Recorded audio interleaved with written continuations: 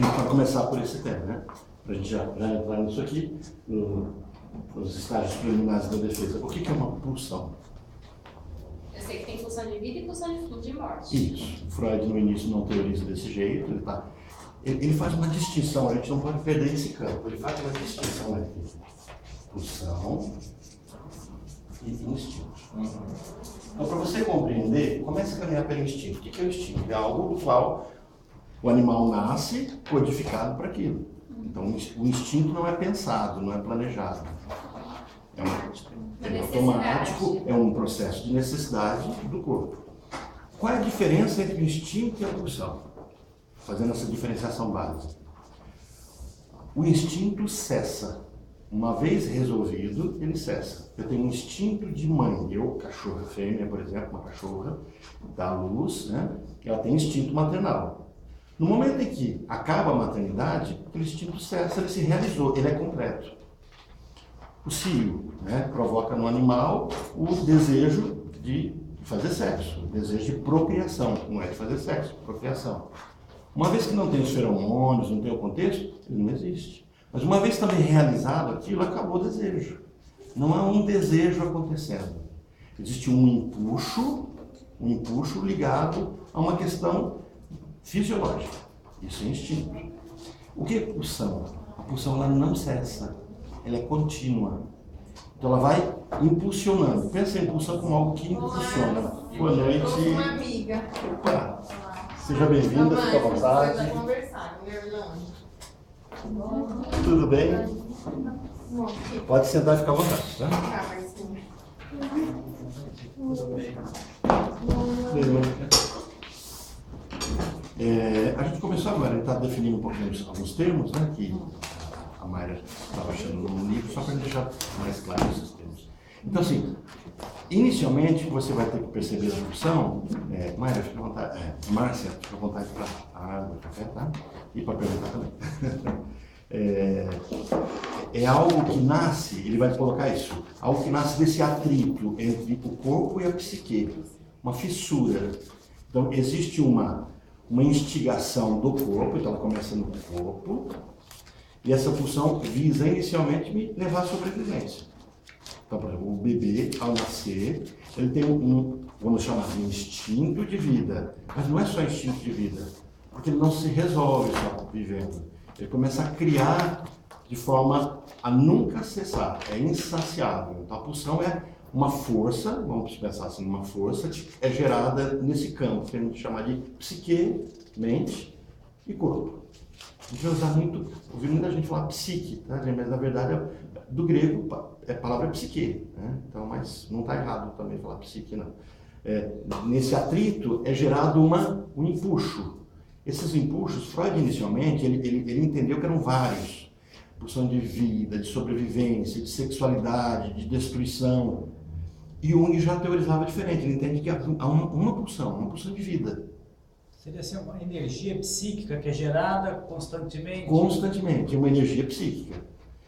Aí depois Freud acaba cedendo, só que ele não cede completamente, né? Não sei se pela marca dele para não ceder completamente, mas ele traz esse caminho de duas pulsões, então ele vai depurar. Então os primeiros textos dele, ele fala de pulsões. E aí ele tem todo o processo que a gente chama de da teoria pulsional, onde ele percebia que nós somos movidos instintualmente, pulsionalmente, para a vida e para a morte. Então nós somos agressivos, destrutivos, destruímos, e nós buscamos a preservação e a procriação. Então essa é a nossa herança animal. E aí essa pulsão, ela vai gerar a necessidade de satisfação. Então quando eu coloco de um lado pulsão, ela vai buscar satisfação. Nós vamos vincular depois satisfação com prazer. Só que a pulsão está vinculada, esse processo pulsional está vinculado a construir o que a gente vai chamar de libido. Então a libido é o meu desejo de satisfazer minhas pulsões de vida e de morte. É por isso que em alguns momentos, a psicanálise vai perceber que em alguns momentos eu desejo matar, agredir, num processo defensivo e agressivo. É irracional, lembra? O id não está no campo da racionalidade, do tempo. Então, as pulsões estão ligadas ao id. Elas é que me dão essa energia de vida, energia psíquica, mas ela surge desse atrito. Por isso que eu faço sempre a brincadeira, tenta imaginar uma assadeira como sendo o corpo. E tentem imaginar o que cresce dentro dessa assadeira como sendo a mente humana. Então, o bolo crescerá no tamanho que a assadeira tem. Agora, tenta imaginar que você tem uma massa padrão, vai lá, compra aquele pacote de massa, coloca para assar. Já tinha ouvido a ilustração do bolo? Eu sempre falava da esteira, Já, né? mas, Eu falava da esteira, a esteira vai crescendo, mas assim, aí você comprou um pacotinho de bolo, ele dá para uma receita e você põe uma forma pequena, ou a sua forma é pequena. O que vai acontecer com esse bolo? Ele vai derramar e ele não vai crescer adequadamente. Então, assim, se o meu corpo, o meu fisiológico, não providenciar condições para que minha psique avance, ela não dá conta de avançar. Então, as duas coisas são vinculadas. Aí vem a ilustração do que eu trago da esteira. Quer dizer, conforme o meu fisiológico vai amadurecendo, o meu corpo vai amadurecendo, nas percepções do mundo, né? Pelo tato, pelo olfato, né? Esse contato com o mundo, depois o controle dos meus músculos, tudo isso vai amadurecendo, a minha psique também vai amadurecendo. Agora, nesse contato, nesse atrito, o Freud vai dizer que vai ser gerada uma energia, ele vai chamar isso de pulsão. Que é diferente do instinto, porque o instinto cessa, a pulsão não cessa. Então, quando eu tenho uma pulsão de vida, eu tenho sempre pulsão de vida. E ela é fixa. Ela não aumenta porque eu uso muito, ela não diminui porque eu não uso. Eu tenho pulsão fixa. E aí vem a questão da gente perceber que nunca nós estamos desanimados. Nós estamos, na verdade, jogando o nosso desejo de vida em alguma coisa que talvez seja manter algum segredo de nós mesmos, de nos defendermos. Então, as pessoas que dizem, eu estou desmotivado, eu estou desanimado, quando elas vão para o processo de terapia, elas começam a ficar livres de ter que gastar energia de vida, pulsão de vida, para manter algo escondido dela mesma, né? De alguém, não é manter um segredo, é esconder dela mesma, que é a história do recalque, do reprimido. Então, pulsão basicamente coloca, por enquanto, isso, energia de vida, algo que pulsa, algo que é fixo, algo que te dá motivação de viver e de garantir a vida, de viver, energia de vida, e de garantir a vida, a agressividade, pulsão de vida e de morte. Freud vai teorizar, vai chamar isso de Thanatos e Eros.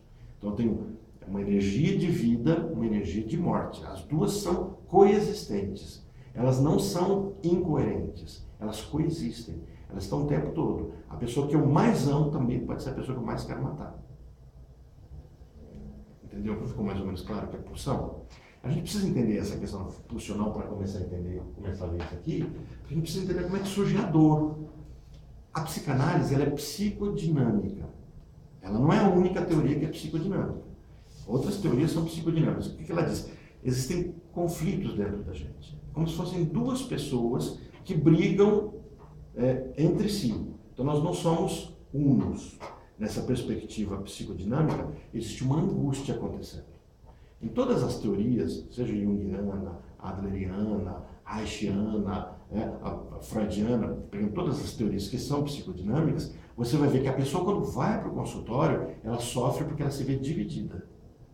Então, ao estar dividida, não admitir o que deseja, ela começa a sofrer. Então, o ego dela, lembra que eu falei para vocês? Que o ego e o id fazem uma aliança, isso já é entrando no nosso conteúdo da Ana Freud.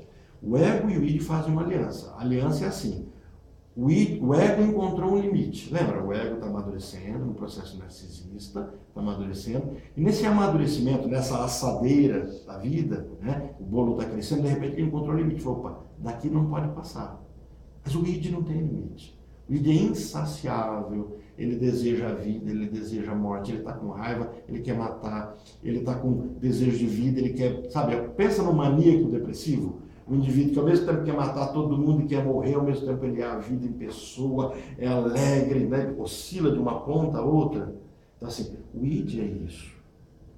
Como ele é isso, ele encontra limite para realizar isso. Então tenta imaginar, o Everton está chamando a gente para um desafio, né? Propôs para você, vamos para o rapel.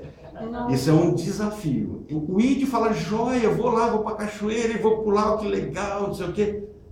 O super-ego fala assim, que você está louco, você tem 53 anos, você quebrar osso no colo, mas não, o negócio é feio, não faz isso não. Aí, melhor você tomar café, bate a foto da turma, vai ver pela internet a foto, né, gostoso, põe lá na Discovery, né, você vai ver aquelas coisas, você vê aqueles desertos bonitos, aquelas cachoeiras, né, tudo lá comendo pipoca e assistindo. Eu também prefiro essa parte. Aí o ego é o que faz aliança com ele, fala assim, calma que a gente vai resolver isso. Então ele arquiteta junto com o id saídas para ou enganar o superego, ou tornar adequado os desejos do id. Então ele pode sublimar, tornar adequado. Então, já que é um desejo, né, vamos brincar com o Everton. Né? O Everton gosta de adrenalina. Isso na psicologia se chama-se, tem uma inteligência específica para isso. A gente chama isso de inteligência naturística. Um psicólogo, Gardner, trabalha nesse conceito, né, de que nós não temos pessoas sem inteligência, nós temos várias inteligências. E dentre essas inteligências, uma das mais novas descobertas é a naturística. Essa inteligência de lidar com a natureza, de gostar do ar verde, do ar puro, ar verde ficou bom, né? Mas do horizonte, de mexer com os bichos, sabe, de adrenalina, ele vai dizer, isso é uma inteligência que pode ser exercitada, amadurecida. Mas vamos entender, o Everton talvez tenha essa inteligência e esse desejo. Mas esse desejo, ele mora numa cidade. Como fazer isso? E de repente ele escolhe uma área de trabalho em que isso é natural para ele. Pronto, o que ele fez? Juntou a fome com a vontade de comer. Então houve uma sublimação. É como se o ego achou um ponto de resolução. Falou, olha, eu consigo, o superego diz assim, é perigoso, mas eu consegui transformar isso numa profissão, num trabalho. Então, essa aliança entre id, que tem a ver com a falta, com a satisfação, tem a ver com a pulsão, essa aliança com o meu ego me tira do estresse e do sofrimento. Ficou um pouquinho mais claro quando a Ana Freud traz esse conceito pulsional? Agora o que ela está propondo é não discutir mais o id, não discutir o que está recalcado. Porque ela vai dizer assim, se eu fico fazendo essa busca para trás, eu estou buscando, eu estou numa luta que é longa. E o ego vai se defender de alguma forma, né? Toda vez que a gente tenta entrar muito no id. Então foi isso mais ou menos que eu entendi. E aí então eu falei, então já que ele vai se defender, então vamos ver as defesas do ego. Vamos ver por que nós já somos assim. Então vamos entender como o ego deu conta de resolver essas angústias. Então como é que esse conflito foi resolvido? E ela começa, por exemplo, nesse primeiro momento, fala assim, exemplos da evasão da dor objetiva e de perigo objetivo. Quer dizer, como é que agora essa pessoa foge da dor? Há uma dor acontecendo, há uma angústia provocada pelo id, pela realidade que o impede. Né? E assim, quem tem cachorro aqui? É agitado o seu cachorro? Não, ela é velha já, mas ela já foi. Mas, quando ela é agitada, você tenta segurar ela quieta ou numa posição que ela não gosta de ficar. O que ela começa a fazer? Se tentar se agita ao máximo, né? Ao máximo. Ou Ela de tem... morte. se for agressiva, é morte. Mas se não for, por exemplo, eu tenho a shih tzuzinha, ela quer dorme o dia todo. Mas se eu pego ela e viro ela ao contrário, ela luta, ela faz de tudo, né? E tem hora que ela vai dormir, ela dorme exatamente desse jeito, mas tem que ser na vontade dela. Se eu coloco ela, não aceita, ela... E aí tem hora que eu brinco, eu seguro ela firme, né? Um protetor vai falar assim, não faz um negócio desse tadinho, né? Segura ela lá, só e ela agitada, ela olha para mim, assim, tipo assim, me solta, né? Alguma coisa assim. O id é assim. O id é algo que você tenta segurar e fala, por que você está me segurando? Então, o ego é o que vai segurar ele. O superego não segura o id. O superego segura o ego. Lembra? O superego nada mais é do que o próprio ego que envelhece, encontra um limite e fecha sobre ele mesmo. Por isso que eu fiz aquela ilustração para vocês. Ele faz isso, ele retorna sobre isso mesmo. Surge então o narcisismo secundário, onde o meu próprio ego assume essa postura contra ele mesmo. Então o próprio ego, do próprio ego, desse material, fala, o limite é esse. E essa borda da assadeira criada pelo próprio ego é o que vai estar construído agora dentro do que a gente vai chamar de narcisismo secundário. Ok? Então, vamos avançar um pouquinho mais? Ficou mais claro um pouquinho? Então, é normal lutar para não sofrer. Então, ela começa partindo do pressuposto de que esse é o propósito da vida. Se eu vivo uma vida psicodinâmica, onde há energias, confrontos, conflitos dentro de mim, é por isso que essa fala, tipo assim, não olha para frente, não olha para trás, vamos deixar de lado todos os problemas. Isso é muito interessante. Mas isso significa você pegar um pedaço seu e falar assim, ele não existe. Desejos que precisam acontecer e você não quer que aconteça, e aí você colocar uma radical, um concreto ali, né? Eu me lembro que quando eu mudei para Goiânia, isso foi em 88, morei um ano lá, foi exatamente depois do Césio 137, vocês lembram da história do Césio? E tem um cemitério ali em Goiânia, que é onde as pessoas foram enterradas. As pessoas do Césio, as roupas, os objetos todos foram levados para um sítio, isso na época, não sei como é que está hoje, né?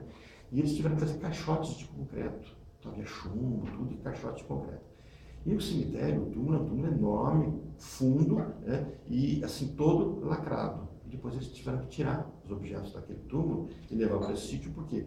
Porque a radiação estava vazando. Então, o tempo todo, no tempo que eu estava lá, passava carro na rua, assim, medindo a radiação da região, para ver se, né, a contaminação, porque foi uma coisa bem complicada, muitas pessoas morreram e tiveram vários problemas. Tenta imaginar que o sofrimento é isso. O sofrimento causado por algo que eu escondo de mim mesmo é algo que vai furar os muros que eu colocar. Então, se eu falar assim, não, olha para frente, só sabe esse PNL, essa nova codificação, e desprezar desejos meus, eu estou desprezando porque eu sou um ser pulsional. E aí, de vez em quando, eu vou passar rasteira em mim mesmo. E aí, eu vou ter que fundar uma expressão que é usada muito hoje em dia, que a gente chama de autossabotagem. Como se fosse possível me autossabotar. Na verdade, não há uma autossabotagem, é uma não compreensão dos meus desejos, uma não admissão da minha completude, da minha totalidade e do meu desejo. Então, existem desejos ligados à pulsão, e quando eu ignoro, eles não deixam de existir porque eu ignoro. Da mesma forma que eu não posso, morreu, a radiação não sai mais lá do túmulo, continua saindo, a pessoa está morta, mas os elementos radiativos são ali, eles duram dezenas de anos, até séculos, né? Aquela radiação continua aumentando. Tem uma série chamada Chernobyl, eu não assisti não, mas Chernobyl foi um marco da história da radiação, né? Uma coisa bem complicada na Rússia. Claro, há uma luta íntima entre as pulsões e o ego, do qual os sintomas neuróticos são consequência. Então, a Ana aqui vai trazer esse conceito freudiano de que a neurose nada mais é do que uma tentativa de composição. A neurose, na verdade, não é um problema. Ah, eu sou neurótico, isso é um problema. Não. A neurose é uma busca de solução de um confronto, de um conflito, que eu não posso admiti-lo. Então eu tento mediar, eu tento trazer um meio termo. Lembra um exemplo que eu trouxe já para vocês em aulas, eu trago em consultas, esse exemplo assim, quando você vê uma pessoa mancando, você acha que o mancar é um problema ou o mancar é uma solução? Mancar é uma solução, não é problema. Para ele evitar. Se você falar para a pessoa que está mancando, não manca, ele está com calo, a bolha no pé e está pisando para não forçar aquela parte, não pode mancar. Vamos lá, você é firme, né? Você é forte, suporta a vida, a pessoa te ouve, né? Não suporta a vida, você não manca mais, anda, e aquele calo que você estava tentando não estourar a bolha, o que vai acontecer com ele? Vai sangrar. Vai arrancar, vai sangrar, vai machucar. Por quê? Porque você não mancou. A neurose é um mancar. Ela está ligada à minha estrutura, que vai ser depois montada como uma estrutura neurótica, a gente vai ver isso no futuro. Mas a neurose é um jeito de mancar. Que quanto mais eu sofro na minha não aceitação do meu desejo, ou não compreensão do meu desejo, quanto mais eu faço isso, quanto mais eu escondo de mim mesmo, quanto mais recalcado, reprimido eu coloco isso, mais eu preciso mancar. Então, quando a pessoa muitas vezes vai procurar socorro no consultório, ela diz assim, eu estou com síndrome de pânico, eu estou com insônia, eu não paro de dormir, eu quero morrer, ela está num processo de sofrimento intenso, porque ela está lutando contra ela, de forma neurótica. Então, os esforços do ego infantil para evitar a dor, vamos pensar na ilustração do calo, né? Através da resistência direta às impressões externas, pertence à esfera da psicologia normal. Ela continua. A dor nos constrói. Essa é uma perspectiva da psicanálise. A gente vai ter uma matéria chamada patos, que vai dar origem à palavra patos, vai origem na patologia, paixão. Só que, quando a gente fala de patologia, a gente traz para o conceito de doença. E quando a gente traz para o conceito de doença, é um conceito médico. Por que é um conceito médico? Uma patologia precisa ser curada. O médico trabalha com o normal. O que é o normal? Um braço não quebrado, uma perna não quebrada, uma cabeça que não doa, um peito que respira adequadamente. Isso é o normal. Tudo que foge dessa normalidade, que a pessoa consiga cansada dormir, tudo que foge dessa normalidade carrega uma patologia. Então, a medicina busca uma forma de trazer para a normalidade. Quando a psicanálise olha para a pessoa, ela não olha para um corpo, ela olha para uma mente que é pulsional, que é ligada à libido, que é ligada ao prazer e que é ligada à vida e à morte. Quando a psicanálise olha para esse, agora vamos chamar sujeito, né? Não é mais uma pessoa, não é mais um corpo, mas um sujeito, alguém que sofre, ela vê alguém que sofre. Porque se ele não sofrer, ele não tem essas duas partes em confronto. Aí ele vai ter um psicopata, vai ter um psicótico, alguém que, o Everton contando a história do rapaz que corta a corda, né, para a namorada morrer e ele não morrer. Vocês vão chegar a pegar essa história, né? Ele começou a contar uma história de... Não, você já deu spoiler. De rapel, né? Não foi. Não foi você que fez, não, né? Onde eles vão cair, né? E aí ele corta a corda. E todo mundo falou assim, nossa, ele morreu. Não, ele cortou a corda da namorada. E para ele, senão morreria Isso os foi dois. verdade? Foi um caso. Não sei se era rapel ou escalada. E teve, acho que um vento forte. Eu sei que os dois ficou na mesma corda. E a corda não ia suportar por conta do vento. Estava começando a se romper. Aí ele cortou a corda da parte da namorada dele para baixo. E ela caiu e morreu. E ele se salvou. Putz, menina, por isso que eu não vou nessas coisas de pessoas. Dá o vento lá. É a lei da selva, né? Corta É a minha função corda. de vida e de morte. Ele fala, né? E ele vai em cima, a gente que vai embaixo. Agora tenta imaginar a seguinte situação. Essa pessoa, né, esse sujeito, esse ser que dentro de si tem uma angústia, por um lado ele lutou pela vida. Se dentro dele tem essa divisão do desejo, ele se sente também culpado. Então tenta imaginar como é que ele suporta essa dor. A dor constrói ele. A dor faz ele. Agora, e se ele não sente dor? Bom, nós estamos diante de uma estrutura que não adoece. Porque já é doente. Então, assim, quem adoece não é doente. Quem já é doente por estrutura, não adoece. Consegue entender o contraste disso? As doenças mentais, elas não são curadas. Um psicótico, ele não é curado da psicose. Ele é curado de tornar essa estrutura que é doente, caótica. Tá? É trazida para uma... Mas são doenças mentais. Agora, quando eu tenho um neurótico, eu não tenho um processo de doença mental. Não está disponível para um neurótico ser doente mental. Ele vai ser um neurótico adoecido. Vai ser um neurótico que vai sofrer. Então, assim, é um recurso que a gente não tem. Nós não conseguimos ficar loucos. Essa é uma frase do Lacan, né? Não é louco quem quer. Assim, eu vou acabar ficando louco. Quando a pessoa fala assim, eu tenho medo de ficar louco, esse é o primeiro indicador de que não Nunca deve vai ser ficar louco, né?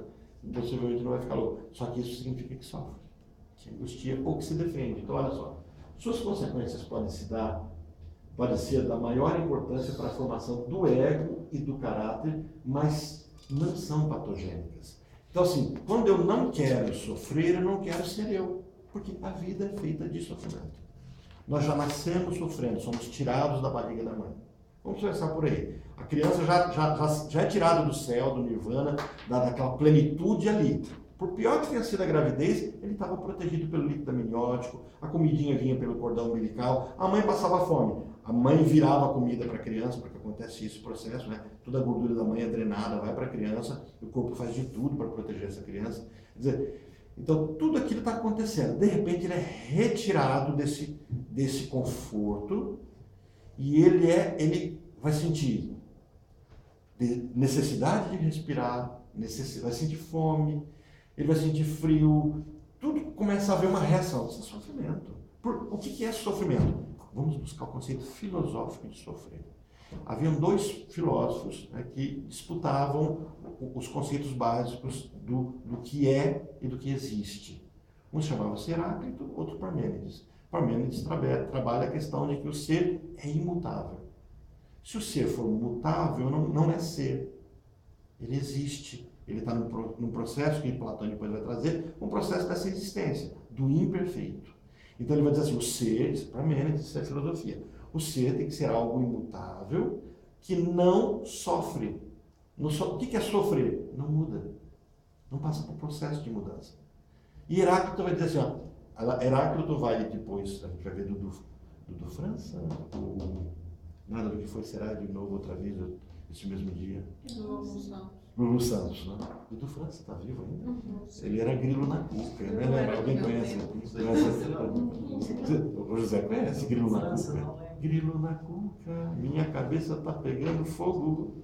Você não lembra dessa música? Dudu França, esse aí era aquele velhinho. Não, é Dudu França, não é Kit Vinil, não. Sumidade nervoso. Isso aí é Kit Vinil. É. Tique-tique nervoso. É. Não, Não? Dudu França, grilo na cuca. Depois procurem, né? Isso é... Ou por tradicional, nem o homem está... Depois vocês procuram Dudu França, grilo na cuca.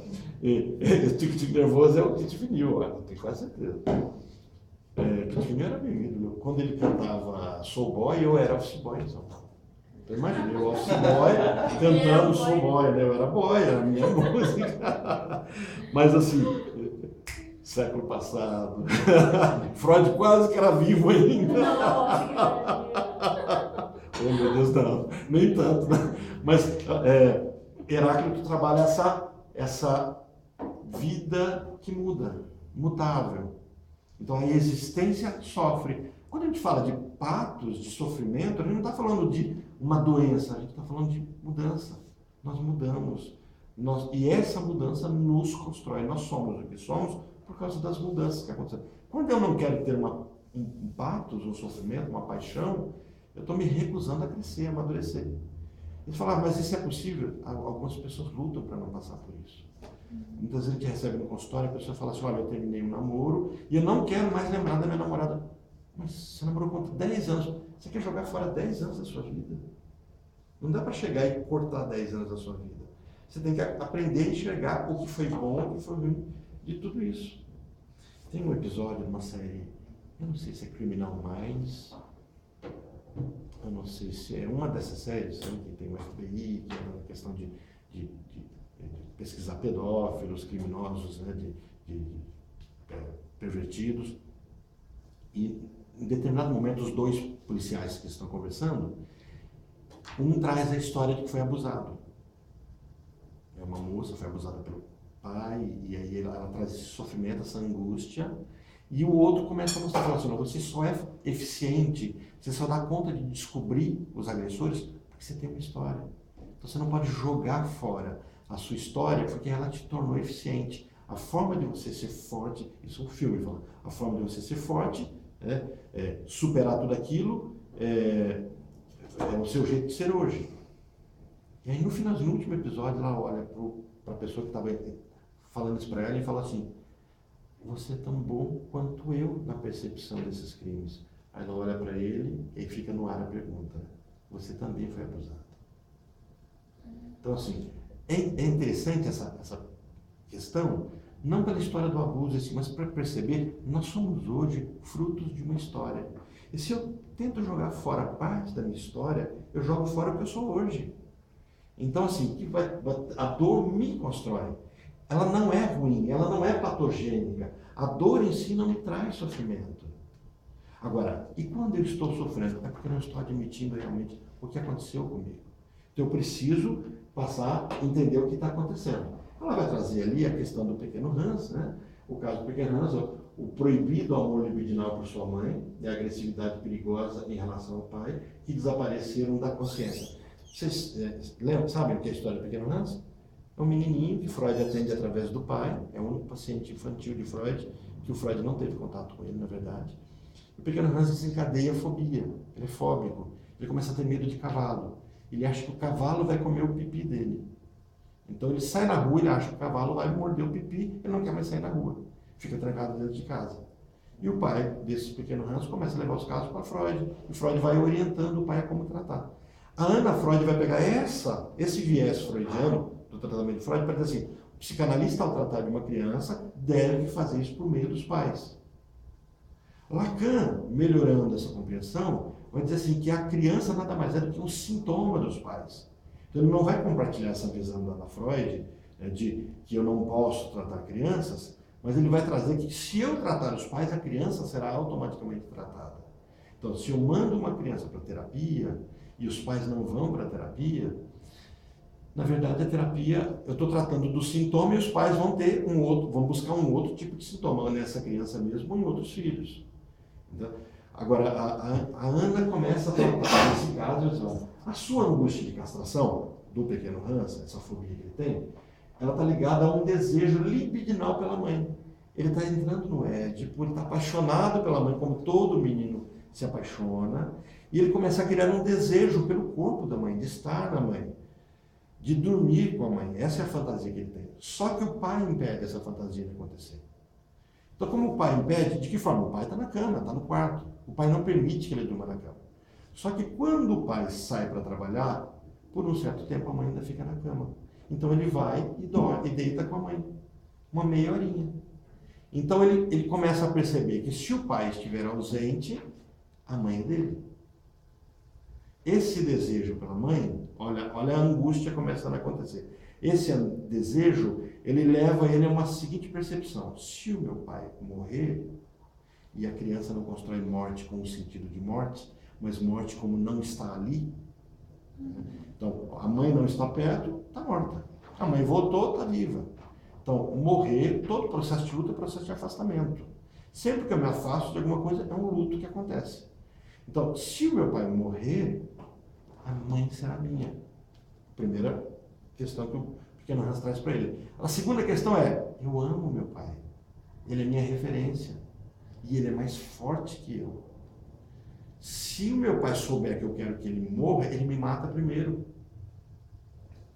Entenderam a angústia? Eu quero minha mãe.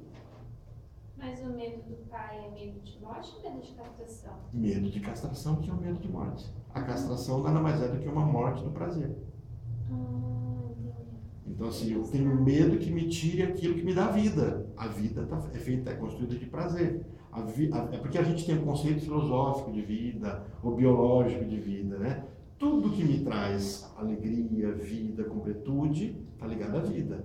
Tudo que me provoca, me lesiona, me ameaça, me provoca a agressividade, a morte.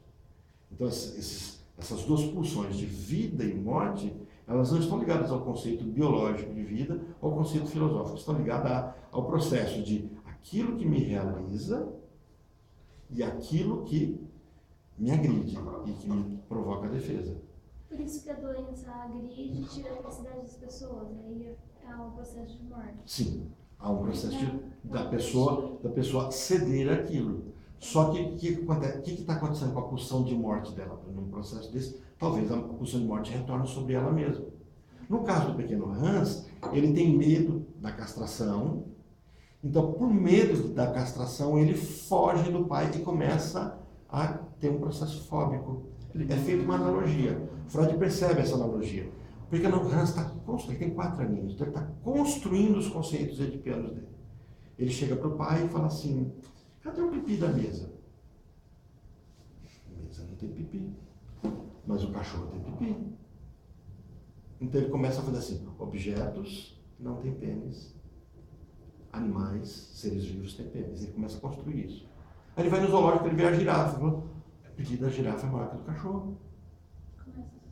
Começa a associar que por tamanho é maior. Animal maior tem pipi maior. Ele vê o cavalo. O cavalo tem pipi maior que o de cachorro.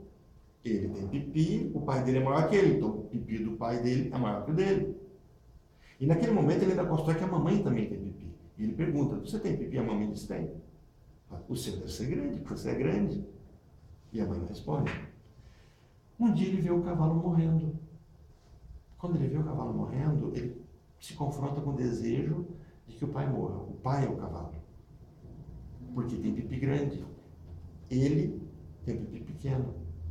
Então, quando esse desejo vem, ele recusa o desejo. Esse é o princípio da fobia. Eu tenho um desejo, olha a angústia acontecendo, eu tenho um desejo e eu não posso deixar esse desejo acontecer porque ele acabará comigo. É um desejo do qual eu tenho, mas não quero que se realize.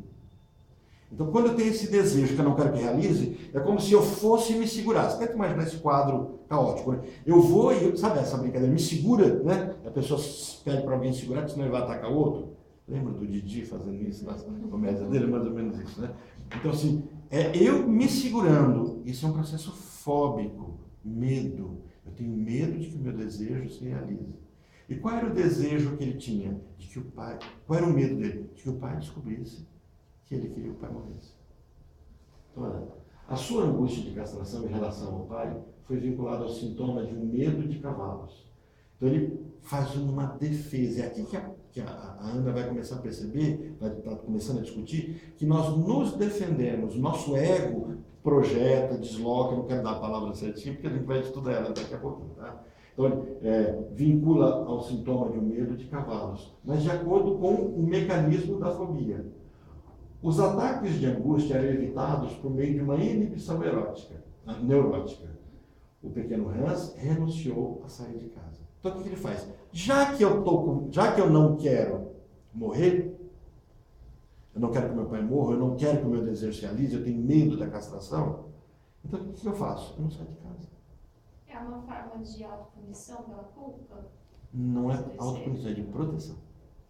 De proteção. É uma negociação. Por isso ele coloca aqui, ó. Eu tenho pequeno Hans, renuncia a sair de casa. Esse é o princípio do fóbico. Eu renuncio a entrar no elevador, ou eu renuncio a passar por uma ponte, ou eu renuncio à altura, ou eu renuncio a alguma coisa, porque ao fazer isso, é como se eu não me aproximasse da zona de perigo, porque eu desloquei. Eu fiz eu transferi a imagem de algo dentro da minha vida para algum objeto, algo fora de mim, então eu posso ter controle. Ele não tinha controle sobre os desejos dele, mas ele tinha controle de não sair de casa. Então não saiu de casa. Então a Ana começa a trazer esse tema para falar assim, olha, o pequeno Hans estava se defendendo. Então assim, eu só preciso entender a defesa, porque entendendo a defesa eu consigo entender porque ela surge. O tratamento do caso. Ó. Na análise do pequeno Hans, esses mecanismos de defesa, deslocamento e regressão, dois mecanismos que a gente vai estudar com mais calma depois, tinham de ser invertidos. As suas moções pulsionais, lembra agora? Moção pulsional, já falei sobre isso, só para a gente não perder, porque ele falou de pulsão. O que é uma moção? Eu até brinco, já brinquei com vocês, vou repetir de novo, né?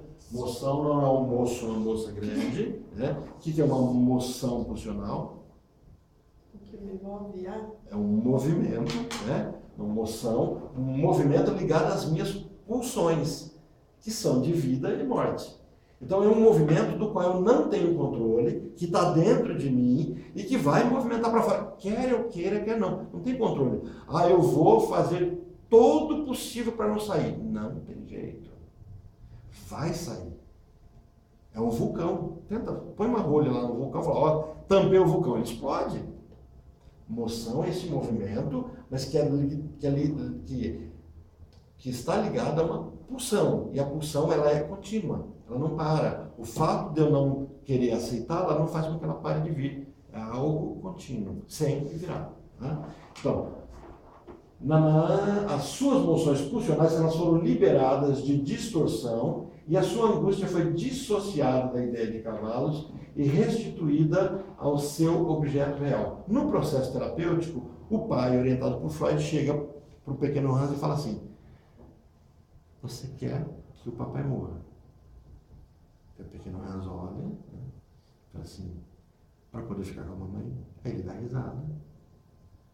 E o que o pai faz? O pai traz de volta para o pequeno Hans, porque ele tem poucas defesas, ele tem 4 anos, o inconsciente dele ainda não está formado, então está muito ali manifesto ainda.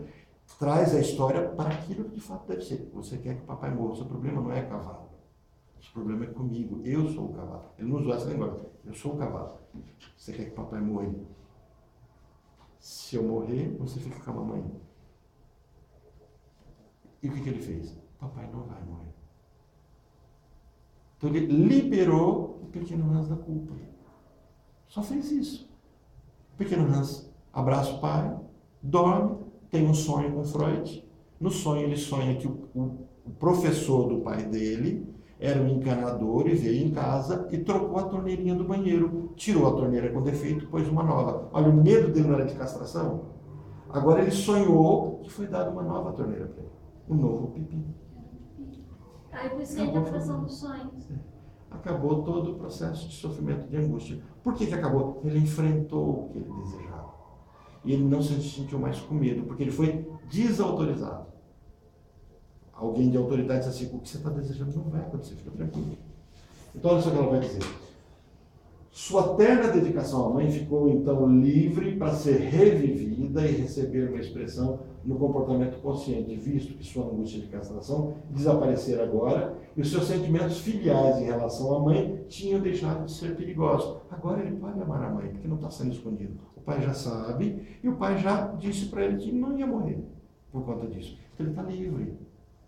Então a partir disso ela começa a dizer assim, ó, dissipada a angústia, não havia necessidade da regressão para a qual o pequeno Hans fora impelido, podendo atingir de novo o nível fálico do desenvolvimento libidinal. A neurose da criança estava curada. Então ela vai dizer assim, nós precisamos ouvir as pessoas, entender o sintoma dela, entender como é que esse sintoma está solucionando, quer dizer, por que eu manco com o pé esquerdo, então o meu problema é no esquerdo? Não estou mancando com o esquerdo, porque o problema é no direito, quer dizer, por que eu estou agindo assim? E ao entender o sintoma, fazer com que o meu paciente simplesmente entenda o que está acontecendo com ele. E quando ele fizer isso, ele está livre para tomar uma decisão. Nossa, mas ele já não estava livre para tomar uma decisão? Não, porque está recalcado, está escondido, está defendido. Na situação havia um processo de regressão, ele retorna por meio de castração, ele regride, ele volta a querer a mãe, e ele passa a deslocar, ele transfere o medo do pai para o medo do cavalo. Ok? Avanço? Está ficando mais claro? As dúvidas que foram surgindo? Então, ela vai dizer assim, na página 57 do livro, né? Todos receberam o livro, né? Receberam? Leandro, você tem esse livro, né?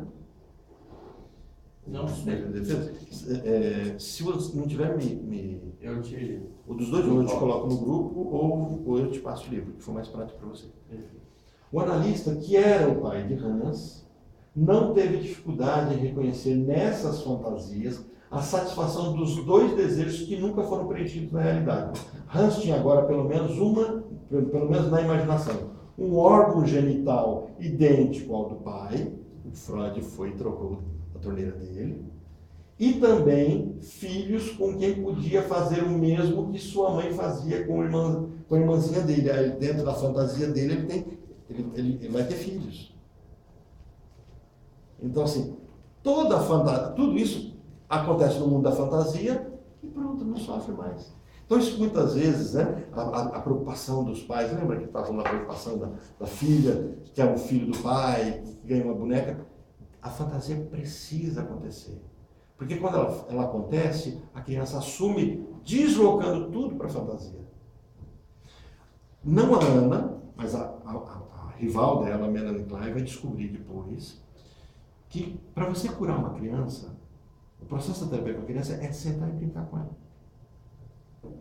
Então, quando você brinca com a criança, você faz dois caminhos. Você investiga e você cura. Brincando. Com qual técnica? Aí ela vai... Isso Klein. A brincadeira que você vai fazer com a criança é a da criança. Nada de joguinho importado, joguinho montado, sabe, essa ludoterapia montada por pedagogos ou psicólogos. Não. O que ela brinca? Ela brinca... Vocês sabem o que é bugalha? Né? Vai brincar de bugalha, de amarelinha, de carrinho, de casinha, né? Você vai brincar com os brinquedos daquela criança. E brincar. Aí você vai brincando, investigar, compreender, e ela vai se curar. Voltamos para a Ana agora, saímos da Klein, né? A Klein vai analisando enquanto a criança brinca. Enquanto a criança brinca. Todo o processo é de análise. O que ela não faz é assim, ela não faz uma análise, pega a criança e põe lá no divã. Me conta seu sonho. Não, sim. A criança não Na hora que a compreende. criança tá brincando embaixo dos carrinhos, ela fala assim, é o pai lá. né? Exatamente, exatamente. Ela vai perceber. Eu tava Mas ela fala isso pra criança, a criança concorda e tal, e ela vai entender o que acontece. A Klein, ela é escrachada. Dá medo, Ela que chega, dela. ela chega para a criança e fala assim: mamãe tem uma garagem, papai tem um carrinho. Às noites, papai estaciona o carrinho na garagem da mamãe. E a criança, pronto, se resolve. Por isso que surgiu a Acaba. Por isso que Por isso que a garagem da vizinha. Tem as músicas carregam dessa sabedoria. A garagem da vizinha, a barata da vizinha também. Essa você fica vermelha. Claro, porque a música tem duplo sentido, né? Mas assim, a da barata é a mesma coisa também. Eu lembro uma vez que eu estava numa terapia de grupo e a gente trouxe a questão do medo de barata, que é um medo feminino, do feminino, né? E o medo do rato, que é o medo do masculino. E aí, trazendo isso, e aí o pessoal não conseguia achar vínculo no dia a dia, e eu falei assim, como é que é aquela música lá, toda vez que eu chego em casa, a barata da vizinha está na minha casa. Por que a barata é da vizinha? Por que você vai dar uma chinelada na barata dela? E o que isso significa? É a mesma coisa da garagem. É o Então, sentido. é o duplo sentido. E ele só tem sentido porque, de fato, na psique carrega alguma coisa disso. Né? Da barata, deixa com terapia de grupo, a gente mexer com a história da barata, que tem uns detalhes interessantes. Senão a gente... Então, olha só. Um órgão genital idêntico ao do pai, também filho. Entenderam? Aqui ela vai dizer assim, existe um papel para a fantasia. Quando eu faço a fantasia, eu criança, depois eu adulto para agir como criança, né? Eu criança, brinco, estou elaborando, estou deslocando. Então quando você pega uma criança que ela é agredida pelo pai, o pai é agressivo, bate nela, e a criança, você brinca com ela vai ser a agressora num personagem que vai agredir outro personagem. Eu me lembro que eu estava com um pacientezinho de 10, 11 anos, os pais estavam se separando, e ele trazia para mim os dinossauros. Então, toda vez que ele vinha para a sessão, ele trazia um grupo de dinossauros. E foi quando saiu Godzilla, e é interessante, ele trazia para mim os desenhos, ele desenhava muito bem, trazia os dinossauros, para mostrar que o Godzilla atacou a tartaruga. Eu não me lembro o nome da tartaruga, tinha uma tartaruga lá que o Godzilla ataca, e aí ele interfere nessa briga, e ele bate no Godzilla. O Godzilla era o pai, porque o pai tentou bater na mãe. E ele defendeu a mãe. Então toda aquela angústia que ele estava vivendo na casa, ele chegava e resolvia com as brincadeiras do Godzilla. E aí ele sempre fazia esse papel de agredir o Godzilla, de bater no Godzilla, e em alguns momentos ele era o Godzilla. Então ele fazia essa identificação com o pai. Mas ele sempre protegia a tartaruga. Que era Que era a mãe. De vez em quando, foi interessante um dia que ele chegou e falou assim, chegou para ele e falou assim, a história que ele trouxe foi de um cachorro. Começou a contar a história de que o cachorro fez cocô no tapete. E o que aconteceu? Deu uma surra no cachorro, bati muito nele. Eu falei assim, não faz isso. E ficou bravo e tal. Depois eu conversando com a mãe, ele não tinha cachorro. Então ele que apanhou. Ele que apanhou da mãe porque ele sujou o tapete. E ele trouxe na fantasia dele a história todinha do cachorro. Ele não me contou que a mãe brigou com ele porque ele sujou o tapete, que não sei o quê. E ele pega o cachorro, ele pega o cachorro e fala assim, burro, imbecil! E uns xingamentos bem pesados, né? Aí quando eu conversei com a mãe, eu falei assim, algum dia você chamou ele de burro, imbecil? Aí a mãe falou assim, eu fiz isso, eu estava muito nervosa. Ele estragou o tapete.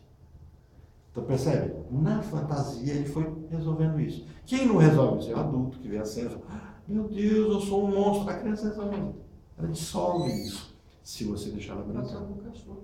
Passou pro cachorro. Aí com o cachorro ele xinga, porque daí, Pra frente. aí ele bateu no cachorro, ele deu uma bronca no cachorro. Então ele saiu do lugar de agredido e se tornou agressor. Guardem essa expressão porque a gente vai explorar ela depois. Ele sai do lugar de agredido e se torna um agressor. Essa é uma defesa que a gente usa o tempo todo, tá, gente? Por isso que a criança, quando briga com ela passa um tempinho, ela brinca ali, faz tudo, cena, né? A gente percebia muito isso na minha filha, né? chamava a atenção que ela era arteira. Aí depois ela já vinha que não acontecia nada. O adulto já não faz isso, Exatamente. fica com raiva. Ela elabora, ela desloca para alguma coisa, e aí é interessante você perceber que, por exemplo, a forma como você agiu com ela vai agir com as bonecas Ela dela. brinca. Então, se você fica brava, ela fica Quando brava. ela não queria dormir, aí eu ficava, ela tinha que dormir, ela colocava a boneca pra dormir. Isso. É uma forma dela sair do lugar de sofrimento e passar a ser autora. É uma solução. Mas isso vira sublimação ou deslocamento? Deslocamento. É uma defesa. Então ela não sublima. Não é uma Tem sublimação. problema aí. Todo o processo está sendo de deslocamento. Aí, quando você faz esse caminho. Sim. Você Então, projeta. o deslocamento não cura de Não. A dor ainda está ali. Então, Ela. ele vai desgastando, ele vai tirando essa força. Vai ficar ali. E vai criar um jeito de ser. Talvez todas as vezes que enfrentar determinado problema, busca aquilo que foi fixado como uma solução. Enquanto que se o processo for de sublimação, não é adequado à sociedade. Né? A gente vai ver sublimação depois. Que legal. As fantasias ajudaram a reconciliar-se com a realidade, tal como a sua neurose o habilitara a chegar a um acordo com as suas moções pulsionais. Notamos que a visão consciente do inevitável não desempenhou aqui papel algum. Hans negou a realidade por meio de sua fantasia, transformou-a de modo a ajustar-se às suas próprias finalidades, satisfazer seus próprios desejos. Depois, e só depois, pôde ele aceitá-la. Quando a gente cria as crianças muito racionais, a gente tira essa ferramenta delas. Quando a gente fala assim, não, meu filho não vai acreditar em Papai Noel, contar conto de fada para o meu filho, história de fada, de duende, de gnomo, eu não vou contar isso para o meu filho. Você está negando ferramenta para ele, porque ele precisa da fantasia, ele vai abrir mão disso um dia. No processo. Mas naquele momento ele não tem a nossa estrutura psíquica de perceber as coisas e resolver dentro dele. Então ele precisa fazer isso fora, ele cria um teatrozinho e faz isso fora. Então quando você conta um conto de fada, uma história da caronchinha, deixa ele fantasiar, ele brincar com o amigo imaginário, todo esse caminho é um caminho de cura. Aqueles crianças resolvem, mas se você bloqueia isso, não. Meu filho vai aprender, a vida é árida, é difícil, então tem que ser as coisas muito objetivas. Quando você faz isso, você recusa ferramentas. Aí quando ele for sofrer, tenta imaginar um ferro que não tem amortecedor, não tem óleo, que dá conta de fazer essa fricção. Aí eu tenho um atrito, né? E isso vai machucar. Tenta imaginar os ossos, né, das nossas articulações, sem esse líquido, sem a cartilagem que vai lubrificando, né? É quando eu nego essa poesia, essa fantasia para a vida. Esses dias também que as fantasias, a gente tem que tomar um pouco de cuidado com o que vai passar para as crianças. Por exemplo, Shrek, que é uma inversão de valores, né? Onde o feio é bom, o herói não é tão herói, tal. Diz que para a criança é meio complicado você levar isso, porque eles ainda não têm uma concepção certa do que é certo e errado, né? O cérebro está sendo construído. Sim. E se você assistir esse tipo de desenho, depois você tem que explicar para a criança qual que é a finalidade daquilo, como que foi, porque que assim, sabe? Não deixar para eles entenderem, porque nós como adultos nós entendemos. Eles vão levar por outro lado que às vezes pode afetar de alguma forma. Mas aí nós temos um problema. Qualquer história ou fábula explicada não é terapêutica. Você tirou do campo do processo de cura. Se você contar a história e explicar a história, ficou aqui. É um processo de fábula. Você está trazendo uma lição moral e tal. Mas ele não é curativo. Quando você conta uma história, a história tem. Por isso que a criança escuta 1, 2, 10, 20, 30 vezes a mesma história, ela está se curando com aquela história. A cada passo ela escuta um pedaço da história. Então, assim, os junguianos é que trazem essa vertente. Freud fala disso também, né? Mas os junguianos que vai trazer essa questão dos contos de fada. Os contos de fada não podem ser explicados. Não, mas contos de fadas, os normais. Estou falando os de hoje em dia que Não, estão mas assim, sendo meio deturpados. Se você explica o Shrek, vamos pensar no Shrek. Se você traz essa explicação, o que poderia no Shrek ser terapêutico não será. Vamos trazer uma possibilidade. Vamos supor que ele se veja um ogro. Shrek é uma história para adolescente, não é para uma criança pequena. Por quê? Porque o adolescente vê o ogro. Na verdade, Shrek é a história do sapo. A história do sapo é a história para meninos. A história Branca de Neve, a Bela Adormecida, etc., elas são para adolescente menina. Cinderela, as histórias do sapo, a história do Joãozinho Pé de Feijão, tudo história para meninos. Então, o menino adolescente, ele se vê feio, desengonçado, não é bonito como adulto, não é bonito como uma criança, ele está no limbo. Então ele começa a se enfeitar, ele precisa pintar o cabelo, ele precisa furar a orelha em outros lugares, ele precisa se tratar, ele precisa fazer um monte de coisa para ele não ser o que ele é, uma negação de si. Quando ele vê uma história onde existe um ogro, que é, naquele contexto, feio, mas se reconhece, essa dor que ele sente, olha, não estou defendendo o Shrek, só estou fazendo uma interpretação terapêutica, não dos valores e não o viés que você trouxe. Não estou contestando. Eu não trouxe, não, eu estava escutando um psiquiatra falando sobre isso. Não estou contestando essa teoria, mas só trazendo para o aspecto terapêutico. Se eu explicar, eu tirei essa fantasia e eu tirei uma ferramenta que é interessante, porque se a pessoa está enfrentando um problema de identidade por se julgar feio e o adolescente passa por isso, o desenho não tem mais esse objetivo. Vamos pensar, por exemplo, na questão do ser burro, porque tem um burro. Então o menino que na escola se vê como burro, não aprende, ou fala demais, e aí ele começa a se identificar com o burro, e aí quando você faz, a criança faz esse caminho, ela não fala assim, eu sou o burro, mas ela sente a dor do burro, ela percebe, e aí aquela dor que ela sente do bullying que ela enfrenta na escola, ela joga no burrinho e talvez fique até contra ele mesmo, xinga o burro, ela sai da posição de vítima e joga o outro na vítima. Então assim, quando você trabalha valores, eu entendo, assim, é isso que você está trazendo. Mas os contos de fada não trabalham esse nível de valores, trabalham sofrimentos, angústias. As fábulas trabalham valores. Por isso que as fábulas têm lição de moral. Você conta a história da formiguinha e do cigarro. Aí você trabalha valores, aí é um valor. Aí quando você altera e coloca cigarro, tá vendo? Aí você perdeu aquele valor que a fábula contaria. Mas são valores. Conto de fada não trabalha valor. É só fantasia mesmo. Ela cura. É uma fantasia que vai curar. Sim. Mas a gente fica muito preocupado com alguns detalhes e a criança é muito resiliente, ela se cura com muita facilidade. O grande problema é o adulto. Porque o adulto, para tentar consertar a criança, estraga mais ainda. E é interessante que o Shrek lá falando, eu lembrei, tinha em São Paulo um menino da vizinha que eu adorava esse desenho. Ele era bem falante, eu não lembro exatamente a idade dele. E ele gostava de assistir e repetir, porque criança tem isso, né? Aí ele falava assim, mamãe, eu pareço um burro, né? Não pode falar. Porque ele era falante. Olha que interessante. É, eu lembrei agora. Ele deve ter ouvido as pessoas falarem. Porque ele, sabe, perguntava a mesma coisa, da hora, ele era falante, menino. E ele falou um dia assistindo, ela comentou, né? Ele se Que ele se projetou. projetou. E aí ele consegue resolver o drama interno dele fora. Então assim, os contos de fadas, as historinhas, as fantasias, elas permitem isso, que eu pegue todo o meu mundo interno, coloco para fora, viva ele, depois eu posso guardar de novo mais organizado. Na verdade, assim, você fala que a criança lida bem, mas a gente sempre está tratando a criança, né? Assim, a gente fala, então, na verdade, o adulto, os traumas que ele tem são desenvolvidos quando criança, né?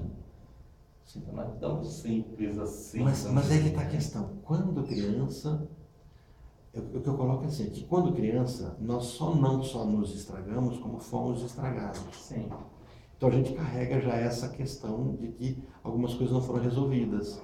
E muitas vezes quem não nos deixou resolver foram os adultos. Sim. Do jeito que a gente acaba estragando os filhos também.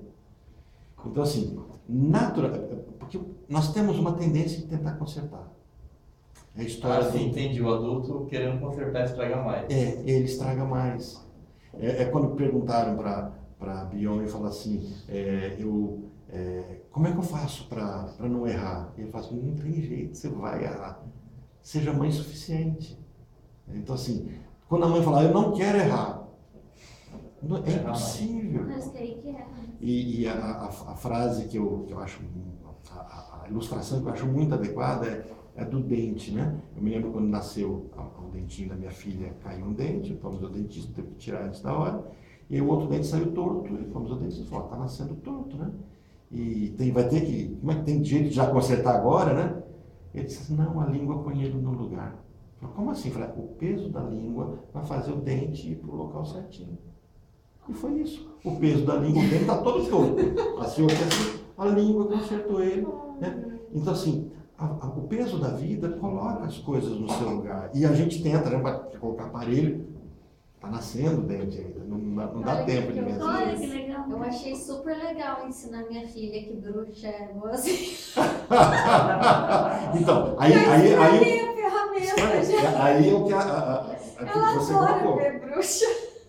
Porque, na verdade, o que acontece? Perdeu a ferramenta dela elaborar quando ela precisar odiar você. Então, Você sabe? e agora, qual que é o arranjo? Todos os contos de fada... não, Tá com uma amiga. o pior de tudo que esse recontar das histórias, de fato, aí eu concordo com essa postura que você está trazendo. Coloca valente. Nós estamos perdendo algumas ferramentas ao recontar os contos e torná-los politicamente corretos. Os contos não podem ser politicamente corretos. O conto da Cinderela, gente, se vocês verem como ele é, vocês levam um susto. A Cinderela matou a mãe.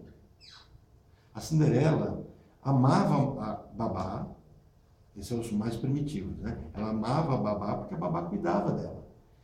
E a mãe não tinha tempo para ela. Então ela arquiteta um plano maldoso. Vou matar minha mãe porque meu vai casar com a babá. Fala para a mãe que tem um negócio no baú, a mãe vem, quando a mãe vai olhar o baú, ela solta a tampa do baú pesado na cabeça da mãe, a mãe morre. E aí o pai passa o luto, casa com quem? Com a babá. Quando casa com a babá que cuidava dela, agora tem 2 filhas. Traz as 2 filhas e a Cinderela passa a ser a... E ela fica amarga. Nossa, eu nunca ouvi essa versão. Essa é a versão de tema que ele destruir diz. meu desenho favorito. Mas é porque você tem a versão Disney da Cinderela, né? A versão assim, a versão que foi mais romanceada. Quando você pega... Meu desenho favorito, ele acaba de destruir. Mas aí o que acontece? Como ela destruiu, aí começa a ter uma fome no mundo, e um pássaro passa e fala que essa fome só poderá ser resolvida se acontecer tal e tal coisa, e só a Cinderela pode consertar. Então ela tem que consertar a história dela, vai sofrer. É igual a história de Psique e Eros, né? Não tem nada a ver com a Cinderela que a gente vê agora. Mas aí vai ter o príncipe encantado, tem. É porque a origem e o mal a gente disfarçou. É igual, por exemplo, Branca de Neve, ela come a maçã e morre, não é isso? Não deu certo muita poção. Não, ela engasgou, a maçã fica parada no meio do caminho e aí o feitiço não pega todo. E aí, quer dizer, tem os contos de fada, ela desengasga da maçã. Então, o feitiço ela não engoliu o Ele feitiço. beijou, ele simplesmente desafogou ela. É o desejo da sexualidade da adolescente que surge, mas ela tem que engasgar e adormecer, e nesse meio tempo, quem cuida dela? Enquanto ela está dormindo, a sexualidade já chegou aos 11 anos, mas não pode desabrochar, está engasgada. A latência acontece. Quem é que cuida dessa latente agora? Dessa púbere? 7 anões.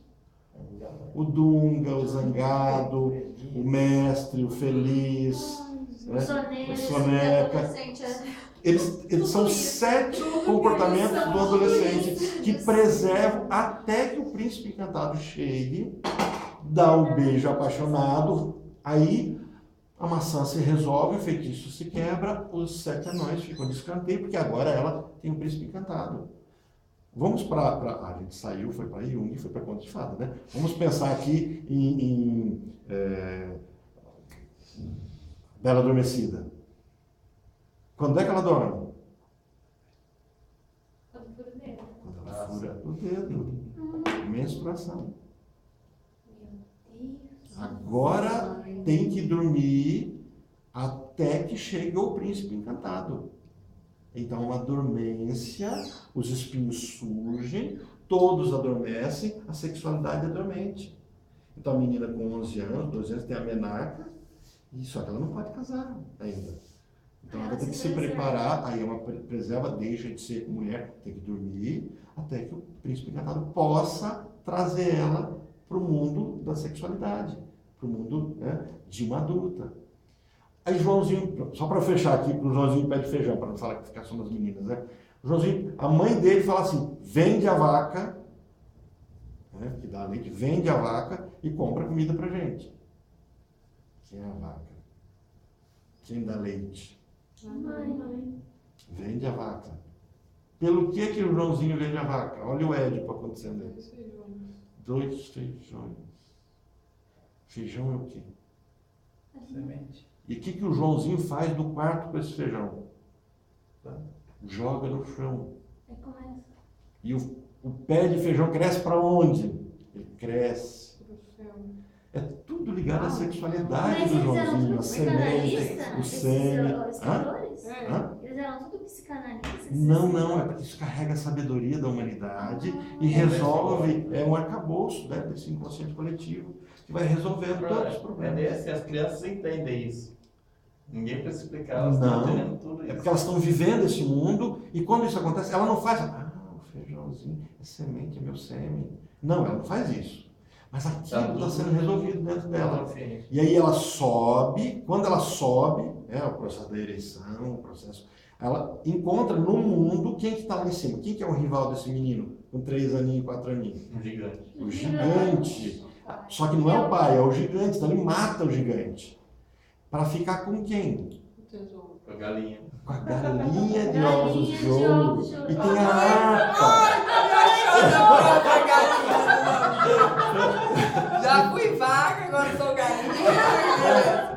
E com detalhe, e tem a harpa, que é a princesa dele que se transforma numa princesa. Então quando ele mata o gigante, ele fica com a princesa, fica rico e se torna sozinho.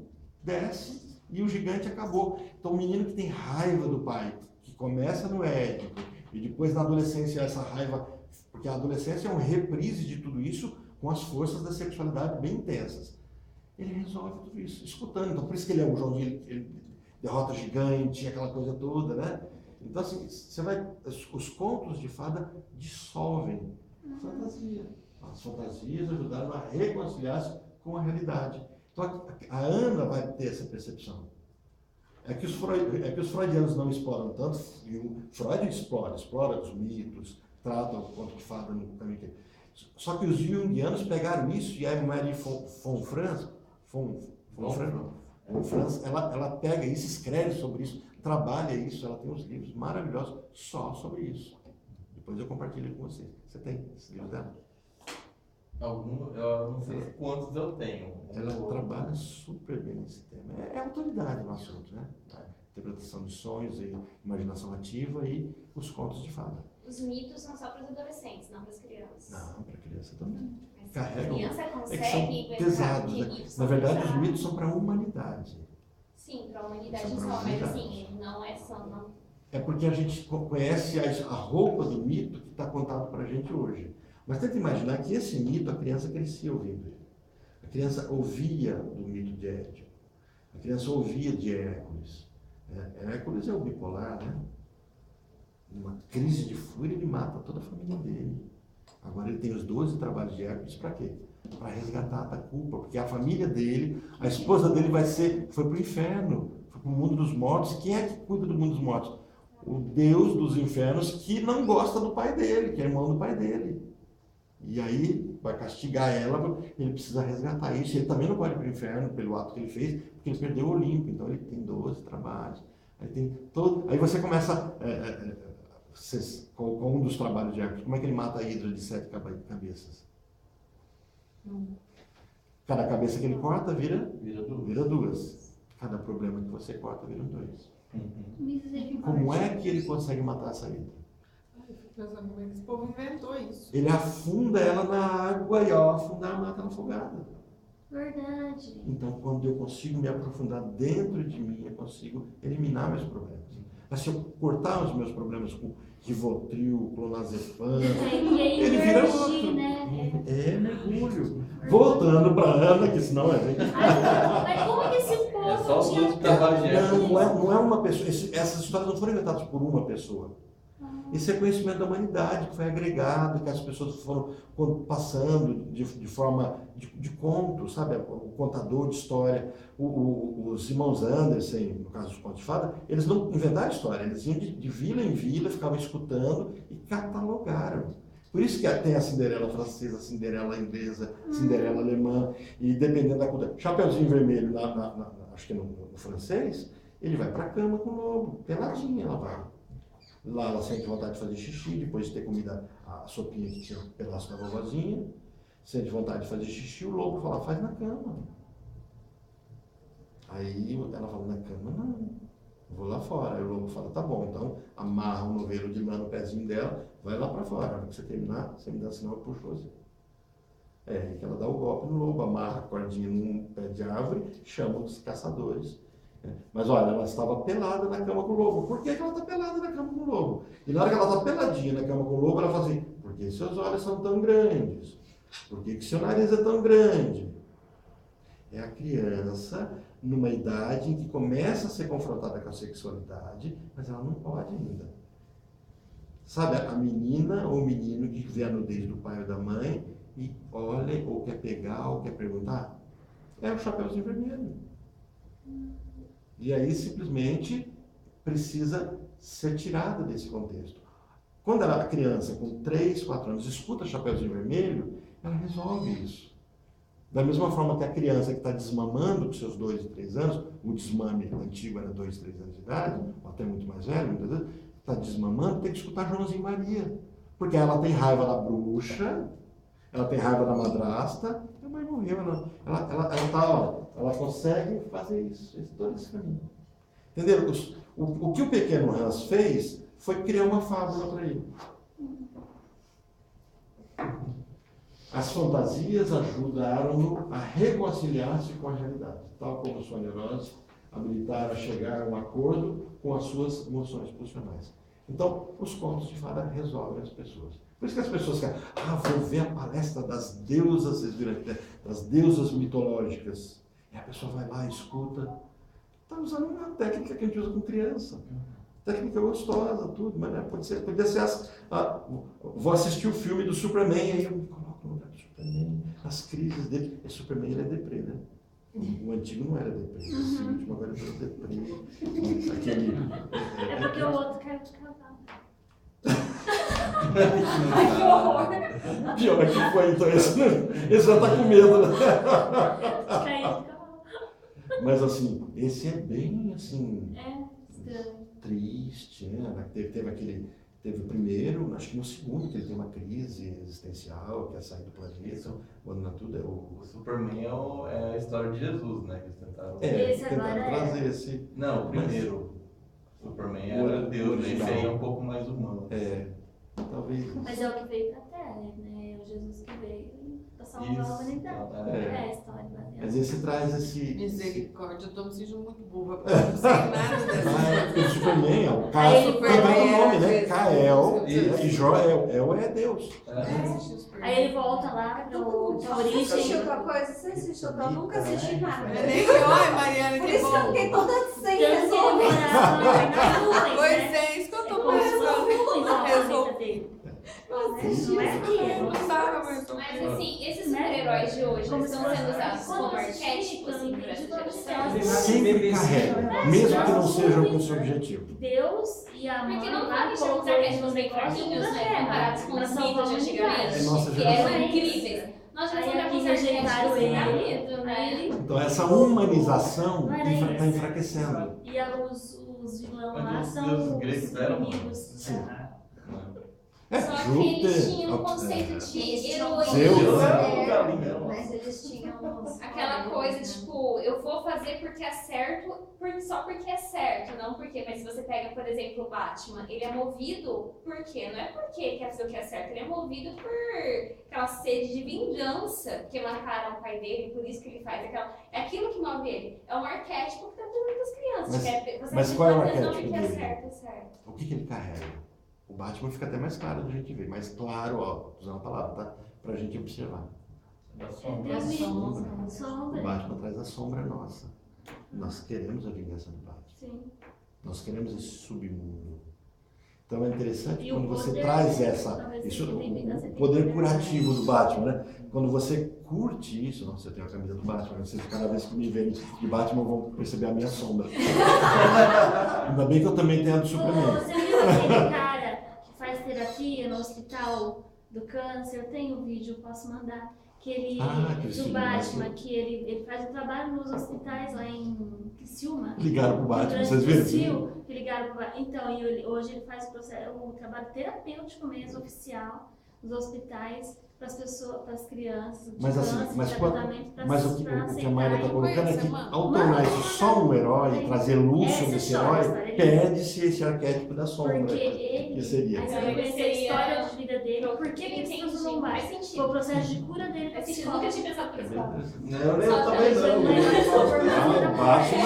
Batman é sombra pura, né? Todo aquele Aí, mundo ela solitário, pegou esse personagem, né? Ele está condenado a ser solitário. Eu sempre achei arquétipo ruim, assim, se pensasse pra tentar seguir um modelo a seguir. Eu acho um modelo bem estranho, mas você falando agora por esse lado da sombra, a gente tentar um processo curativo através disso faz nossa, sentido. eu no Batman A gente mesmo. põe o Batman no divã, O que tentar resolver as coisas. O problema é que hoje os nossos conflitos são os políticos, né? Então a gente está projetando tudo lá, né?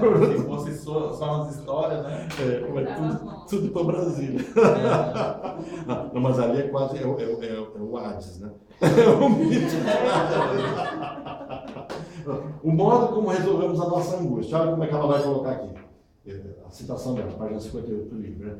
Em ambas as crianças, a agressividade foi transformada em angústia e o afeto foi deslocado do pai para um animal. Qual outra criança que ela trouxe? Eu perdi essa parte aqui. Não tá aí, não. Não vi. Esse ainda tá em Eu Hans. não trouxe a outra criança. Não trouxe. Eu ainda não cheguei nessa parte do livro. Eu acho que era o caso do Homem dos Lobos que ela está trazendo aqui. Eu tenho que ler essa história. Depois então eu tenho que resgatar essa parte aqui. Agora como se diz, eu comi uma mosca aqui. Eu fico devendo para vocês qual é a outra criança. Em ambas as crianças, a agressividade foi transformada, mas dá para a gente resgatar pela página do livro. Tá? Então, assim, dentro desse conceito, exemplos da evasão de dor objetiva e de perigo objetivo, estágios preliminares de defesa. Então, ele começa no processo de negação em fantasia, negação em palavras e atos e restrição do ego. Então, quando ela traz essa temática, ela desvenda aqui 3 formas de eu começar do meu ego se defender. Então, o que eu posso fazer? Nego em fantasia. Então, ela começa lá. Finalidade do método defensivo, auxiliar o ego na luta com a sua vida pulsional. Existe um movimento, algo está acontecendo dentro da criança, e como é que isso se resolve? Só um parênteses dentro disso aqui. Lembra do Momo? Da Momo, né? A Momo, a bonequinha aqui. Isso, que levava as crianças a se mutilar. Eu não Por que toda criança reage em tese igual? Quer dizer, quando a Momo fala assim, vai lá e se corta, significa que toda criança vai lá e vai se cortar? Não. Vai depender da fantasia interna, de como ela está construindo o mundo dela. E se de fato há um desejo de morte, olha, pulsão de morte estando forte, aí então tem eco dentro dela. Mas se a pulsão de morte não está forte, não vai haver eco. A grande questão é que nós não sabemos qual que está forte. E muitas vezes a pulsão de morte está forte dentro da criança.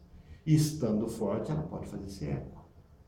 Então, assim, quando eu falo que o fato da Momo estar ali, eu estou usando a Momo como uma situação, mas poderia ser qualquer outra situação, não implica na condição sine qua non, quer dizer, vai acontecer, né? Tendo isso, vai acontecer outra coisa? Não. Se eu falo de suicídio, para quem não é suicida, isso ajuda, a pessoa compreende, entende que é suicídio, valoriza a vida. Se eu falo de suicídio para uma pessoa suicida, isso pode impulsioná-la a querer se matar. Entendem o caminho, como funciona? Então, assim, o quanto eu sou afetado pelo que vem de fora. Esse afeto, né? Então, auxiliar o ego na luta com a sua vida pulsional. Uma pulsão está acontecendo. Então, que tipo de pulsão está acontecendo? Se eu, ao odiar algo, trago o que eu odeio para dentro de mim, resolvo aqui dentro, e quero matar, não a mim, mas isso, e agora eu arrumo uma forma de matar, eu talvez me mate para matar o que está dentro de mim. Essa é uma perspectiva que o Lacan vai trazer, que o suicida não é suicida, mas é homicida. Ele quer matar alguém. A única coisa que ele trouxe é esse alguém para dentro dele. Você continua fazendo curso lá, Maria? Parei. Faz 2 dias que eu não. Faz 2 encontros que eu não fui. Ficou chocada com a primeira sessão e está resistindo às É, outras. não, Não conta pro eu pessoal não que foi fiquei dar chocada, não, mas eu tô resistindo. O que é o curso? Qual curso? Você vive. Do CVV. Ah, Tô se fazendo for. o treinamento Ah, eu nem me inscrevi, não Olha. tem tempo. pra virar Faça. voluntária. Faça. Dá pra entrar ainda? É muito bom. Mas Só pode que- fazer o curso e depois... É para ajudar ele, ser voluntário por um tempo, quando não teria que fazer. Mas ainda dá pra me inscrever, eu sei perdi. se vai ter tempo. Então, eu não sei pra falar a verdade. Tem uma Esse Mas paciente, é plumas, né? Eu uma acho paciente sempre minha abre. que é voluntária lá. É, tem uns Paciente minha que é voluntária lá, a 4 Paula. Entendi. Ela é professora treinamentos aposentada. por Isso é ano. muito bom. Só que daí Ela como tem os vai ajudar vocês a entender. certinho, por exemplo, É bom eu pegar no talvez começo. consiga repor esses 2 que eu faltei, mas já é difícil também. Talvez tenha que esperar uma próxima É. turma, Preciso né? entrar nesse. Mas dá para fazer online. Eu não sei quanto tempo que demora o online, mas daí não é para ser o voluntário no posto, daí é para ser voluntário pelo chat lá. Entendi. Mas eu acho que deve ser meio É seguir interessante, os vai ajudar mesmos você. princípios, assim, né? Porque vocês vão ver muito daquilo que está dentro de vocês e o quanto isso será confrontado, né? Eu não vou antecipar a história da Mariana, porque senão vou perder surpresa para vocês, mas assim, arrancou algo, né, que machuca, que qualquer um se desaba nessa. Eu fui lá para ajudar, Foi ajudado. aí lá no curso, no negócio, no encontro, nossa, eu quase tive um treco com umas dinâmicas lá que teve. Mexeu muito comigo. Então é cura o curso. Ah, Sim. sim, porque você vai ter Para que você poder ajudar o outro. É igual as terapias que a gente tá fazendo. Senão você vai por isso. Não, Quando começa a falar, você começa a chorar. não, você vai falar, o outro fala assim, acho que eu vou me matar, falando, pera um pouquinho que eu vou te ajudar. Eu vou pensar aqui qual é o veneno que você toma. Porque com essa história. Não, tenta imaginar, né? Eu estava ali com a paciente começa a me descrever como o pai molestou ela quando ela tinha 3, 4 anos, e 6, 7 anos, e a minha filha tinha 6, 7 anos. E ela vai me Nossa. trazendo aquilo, eu vou. Nossa, meu estômago embrulhava. E eu não podia expressar aquela sensação, aquilo que todo mundo expressaria. Mexeu comigo, porque minha filha tinha idade, aquela idade. Minha vontade era abraçar, coitadinho de você. Só que eu faria exatamente o que qualquer um faz, e por isso que ela não traz essa dor nesse formato.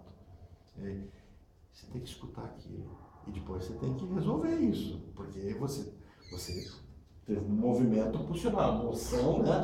Um movimento pulsional de raiva desse pai querer, né? Quando ela falou assim, não, mas ele perdoou, tá no céu. Eu falei assim, Deus mandou ele pro céu, irmão. Eu vou falar isso, né? Assisti um vídeo do Portas do Fundo sobre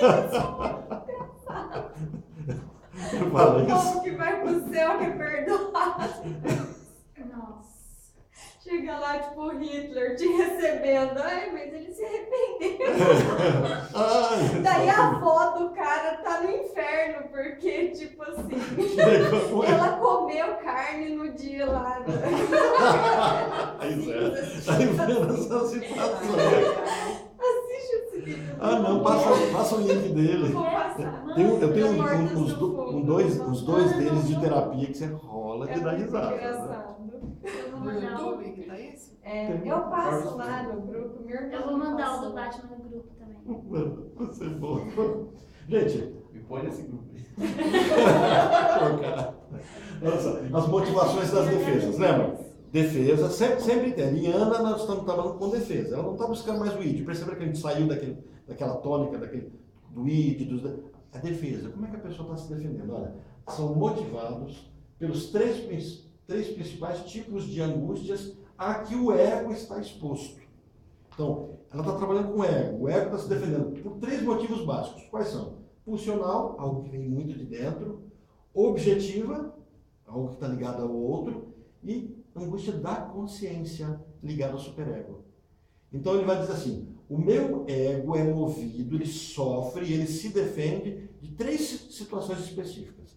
Aquilo que vem de forma pulsional, irracional, daquilo que vem do meu vínculo com o outro, das relações objetais, da relação objetal, e do processo de consciência, da minha moral que foi criada dentro de mim. Né? Então vamos ver como é que ele faz isso. A mera luta de impulsos conflitantes é suficiente para pôr em movimento os mecanismos de defesa. Qualquer momento em que eu comece a ter conflito dentro de mim, eu vou desencadear a defesa. Então, quando eu vamos brincar aqui, eu vou para o PNL, né? Eu faço um coach, agora eu não, ó, só daqui para frente, deixa a vida de fracassado, né? Vou usar um linguajar aqui, que eu já escutei muito em igreja, assim, por exemplo. Você não nasceu para ser cauda, você nasceu para ser cabeça. Já escutou isso? Você é águia, nasceu você galinha, nasceu você águia. Você é águia, né? Não, você não pode ser um gato, mas um leão. E quando você faz esse caminho, você já está, de alguma forma, negando quem você é. Como é que você chega para um anão, que está enfrentando no espelho que ele é um anão, e diz assim, você é forte, você é bonito, você é grande, e ele chega no trabalho dele e ele vê um cara alto, mais bonito que ele. O que ele começa a negar? Você está ensinando ele, uma defesa está acontecendo. Então, é uma defesa. Ela é madura? Não, é uma defesa. Talvez ela dê sustento para aquela pessoa dar conta de se alavancar. Só que ela, é o que o Leandro está falando, sublimou? Não. Ele resolveu de fato o problema dele? Não. Ele está fingindo que não está vendo o problema. É aquela história, olha no espelho e veja um leão. Aí aquele gatinho fica olhando ali o leão. Não fala de gato, não, que eu lembro da areia. Olha ali no espelho, eu estou há quase um ano para trazer uma areia de gato que está lá em casa, logo ela vence e eu não trago essa areia de gato. Você vai arranjar um gato que vai usar essa Acho que é um ato falho meu para começar a arrumar um gato. Não, é que ele falou que ia me dar, né? É porque eu comprei para colocar no aquário e não preciso, agora eu coloquei a aragonita faz o que a areia faria, né? E eu estou lá com um saco da areia de gato, das boas, inclusive, porque tinha que fazer a produção de alcalinizar a água, né? Aí, bom, o gato está olhando no espelho e você fala, você é um leão, hein? Alterou ele é um gato. Ele precisa se reconhecer como gato, na fragilidade do gato e na astúcia, na beleza do gato. Esse negócio, ele é um leão, ele está se negando, olha, é uma defesa. Então, assim, quando eu, voltando na tela, quando eu tenho algo que é dele, mas quando eu tenho algo que o outro me exige, eu começo a sofrer. E para eu não sofrer, para não ter a dor, eu estou fugindo da dor, lembra? Eu começo, então, a desencadear mecanismos de defesa. Então, a investigação psicanalítica vai fazer o que nisso? Principiando com os conflitos entre o id e as instâncias do ego, exemplificados na histeria, neurose obsessiva, etc., passou a ocupar-se da luta entre o ego e o superego, na melancolia, e dedicou-se depois no estudo dos conflitos entre o ego e o mundo exterior, fobia infantil de animais, examinando inibições, etc. Essa é a investigação daquela psicanálise não ana-freudiana. Aqueles psicanalistas que ela está começando a dizer assim, olha, isso não é errado, mas é um caminho. Mas é um caminho que você não está vendo de fato o que está acontecendo com a pessoa. Você está fazendo uma investigação muito para dentro, que é mais inacessível, que você vai ter que buscar por meio de símbolos, de sonhos, de livre associação, você vai fazer essa busca, enquanto que a pessoa está te contando que ela está sofrendo, como o jeito dela ser. Então, olha, fugimos da dor em todas essas situações de conflito. O ego procura repudiar uma parte do seu próprio id. Então, quando eu tenho conflito, eu tento dizer, não quero isso não. Quem recua, quem desdenha, quer comprar. A fábula trabalha isso, né? A fábula da raposa e das 2 vezes, né? Assim, a instância que estabelece a defesa e a força invasora, que é repelidora, é sempre a mesma. Os fatores variáveis são os motivos que impelem o ego a recorrer às medidas defensivas. Quer dizer, como eu crio esse mecanismo de defesa, aquilo que eu desejo, eu não posso desejar por algum motivo.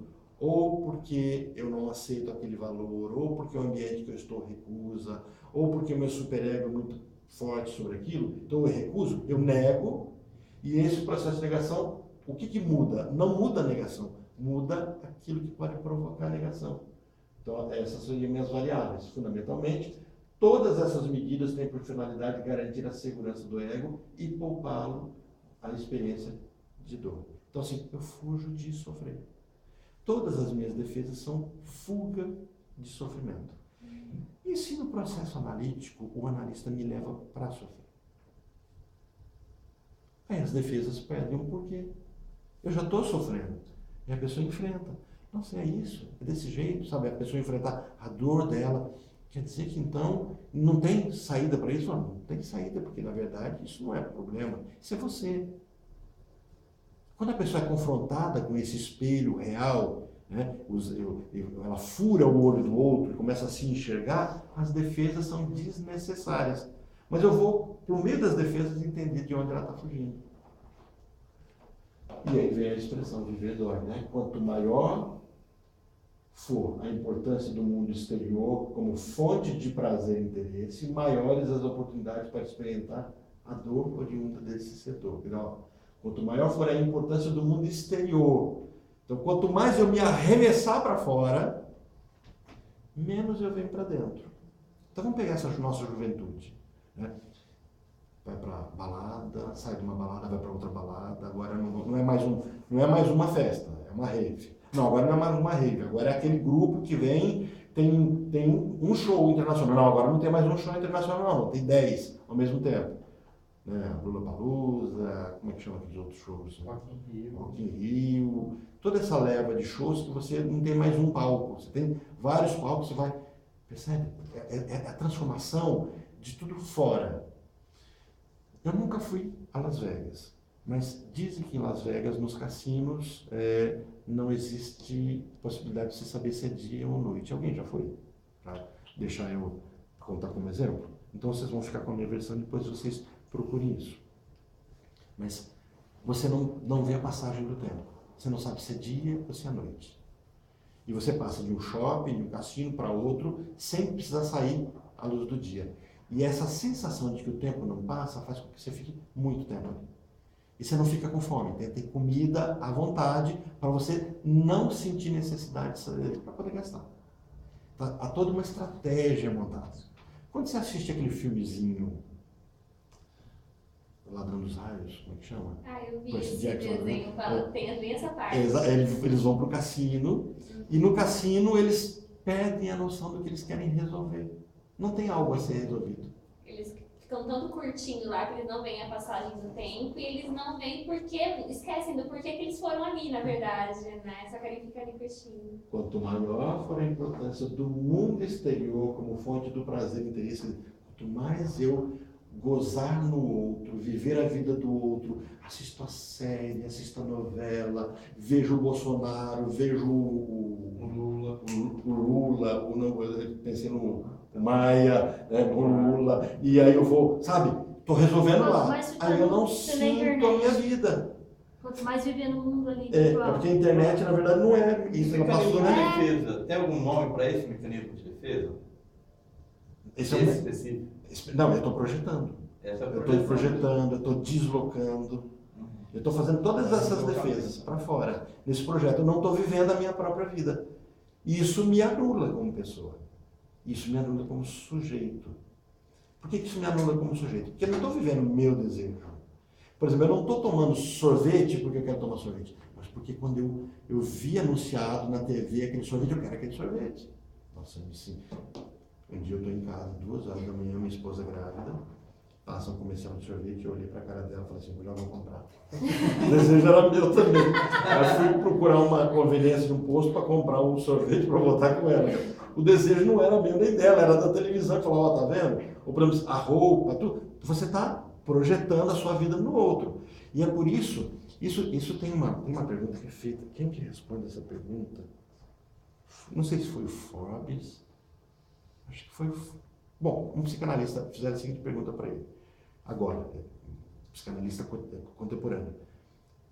Se Freud voltasse hoje, qual seria eu acho que é o Pondé.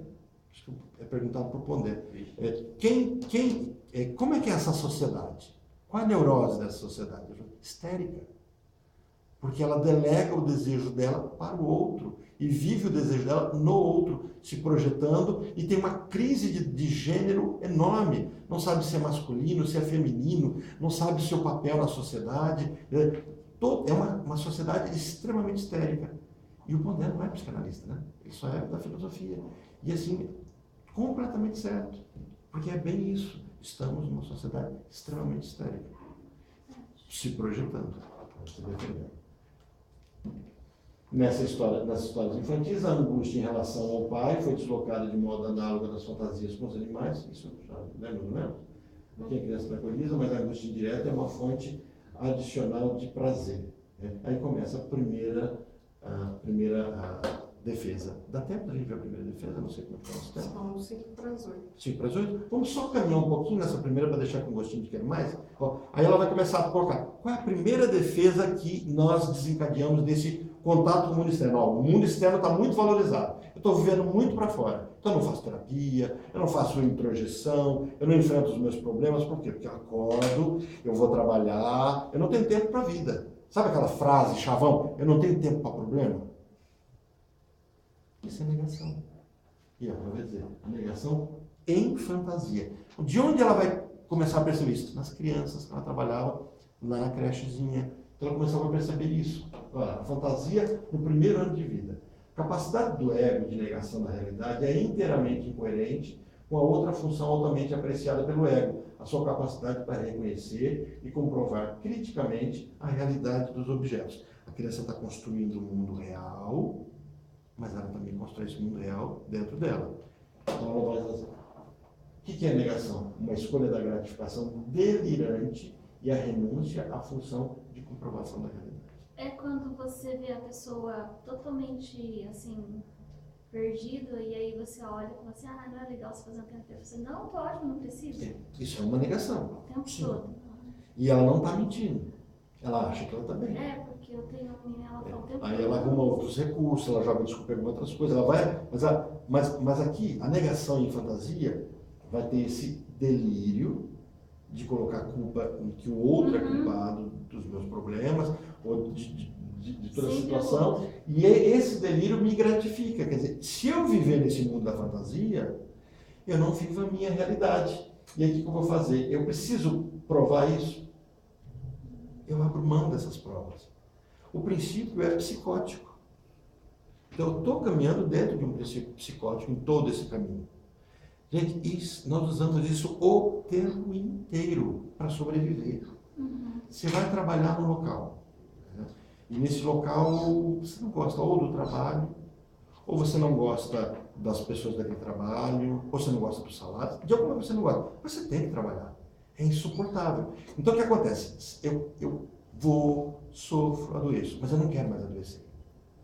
Então, esse propósito, não desse, desencadeia em você uma reação do ego. E o ego pode delirar. O que ele pode delirar? Ele cria uma realidade paralela. Mas é interessante que a gente perceba o seguinte, não é aquela forma assim, eu vou ver as coisas pelo lado bom. Não, eu não consigo mais ver o ruim. Eu me lembro de uma aluna minha, que trabalhava na medida socioeducativa. Ela era uma...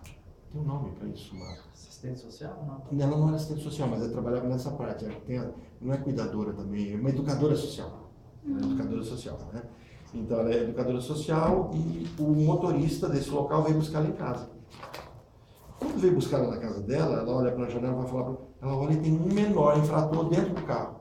E uma das regras era nunca deixar claro para os infratores que estavam ali, os menores infratores, onde que os cuidadores deles, os educadores, moravam. Porque aí você tem um processo de transferência, de chantagem, né? A segurança está em jogo. Aí ela entrou em desespero, ela se trocou rápido, desceu assim em desespero. Quando ela entrou no carro, ela falou, nossa, viajei, só estava o motorista. Ela foi batendo papo com o motorista. E aí depois conversou, falou, nossa, hoje eu não estou bem. Você acredita que eu achei que você tinha levado fulano para minha casa? E o motorista falou, mas eu levei, ele estava no carro, atrás de você.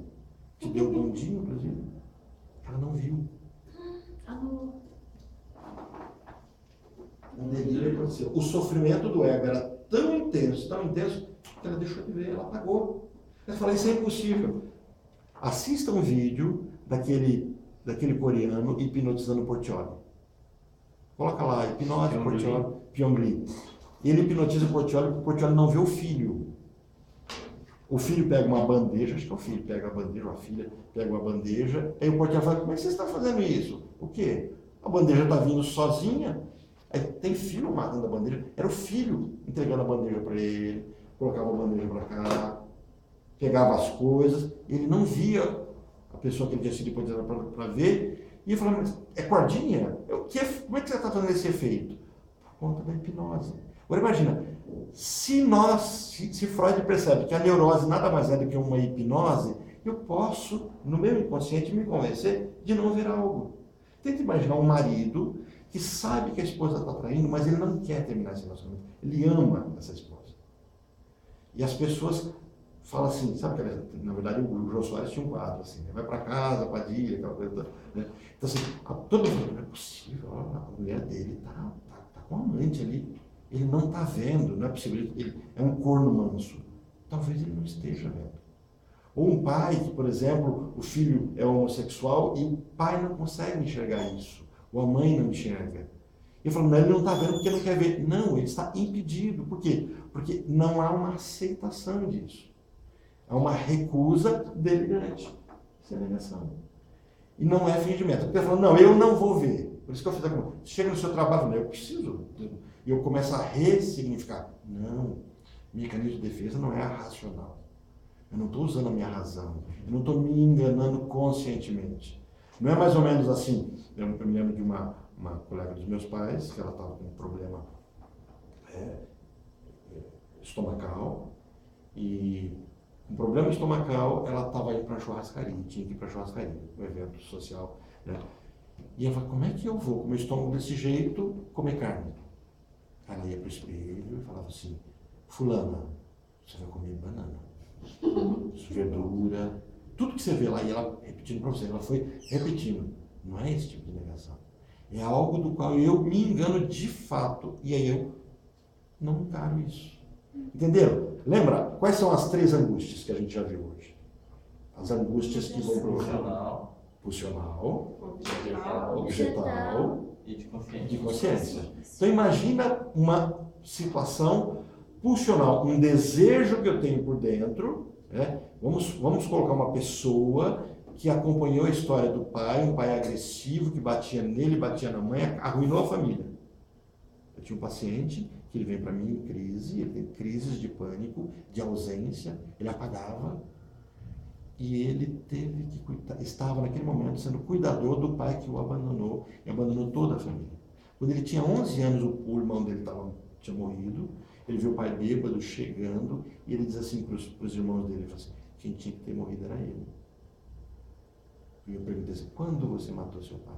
E ele falou, nesse dia, ele tinha 11 anos. Agora ele tem 40 anos, o pai está doente, vem lá do norte de Tocantins, para Brasília, para se tratar, e quem é que leva ele para o hospital, para a fisioterapia, que cuida dele, que ajuda a dar banho? E ele começa a adoecer. Ele começa a passar mal, ele tem crise de ausência, ele tem amnésia, ele apaga partes da vida dele.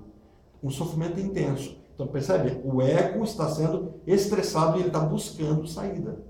A saída pode ser negação, deslocamento, regressão. Algumas pessoas perdem anos de vida. Tem gente que simplesmente apaga, volta 10 anos da vida e apaga todo aquele período. Se teve filho, esquece quem é o filho, esquece tudo. Vai estar fingindo? Não, foi uma necessidade do ego. Lembra, o ego de pessoas neuróticas não pode enlouquecer, então ele tem saídas. Tem naquela série Mental, um episódio no David Carradine, é um psicólogo, que com o tratamento dele, ele mata a esposa, ele leva a esposa para enfrentar relâmpagos, perdeu o medo. E a esposa é eletrocutada, porque um raio cai na cabeça da esposa. E a dor e a culpa é tão intensa que ele bloqueia, ele nega a própria vida. Ele sai, ele se desliga. Como?